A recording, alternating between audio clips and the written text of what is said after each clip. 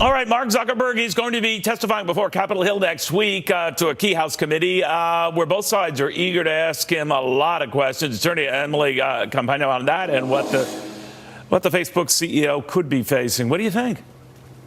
Hi, Neil. Thanks for having me today. Look, here's the deal. You and I have talked about before his IQ versus his EQ and whether he's prepared to testify credibly in front of Congress.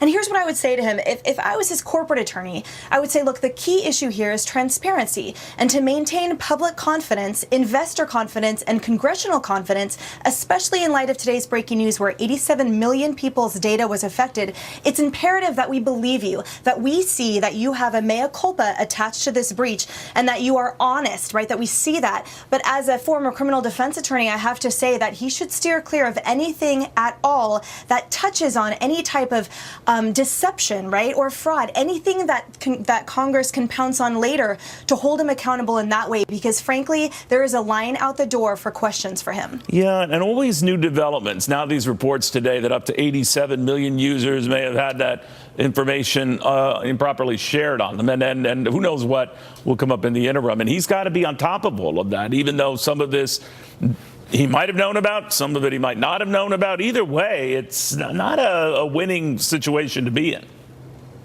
It's not. And, you know, that kind of that extensive communication that Facebook released today about that touched on a lot of issues that Congress is interested in that there's opt-out features and that there are things that are built into the bugs that kind of allowed for this to happen if those with a nefarious intent could do so. For example, if they had certain pieces of your private data, then they could squeeze in and enlarge it to obtain more.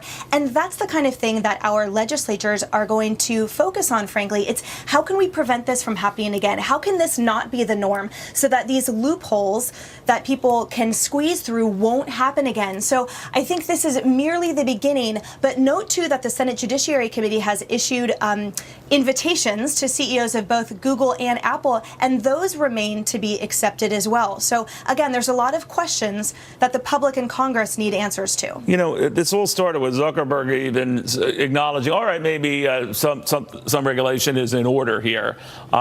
Be careful what you wish for, though, because don't you think that it's possible that not only will Facebook be looking at that, but the entire industry? Absolutely. And again, it matters how we classify Facebook.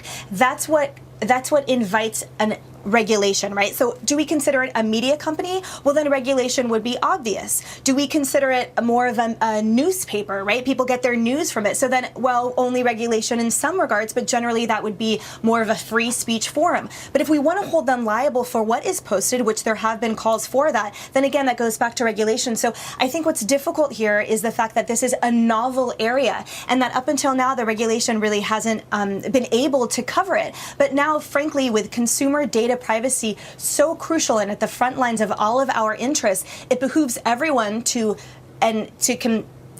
classify it fast, right, and to establish some type of regulation so that this is prevented in the future. But certainly, as Congress said today, there are a lot of questions in the consumer data privacy protection field that we need answers to. All right, Emily Compagno, thank you very, very much. Good seeing you again. Thank you so much. We'll talk about baptism.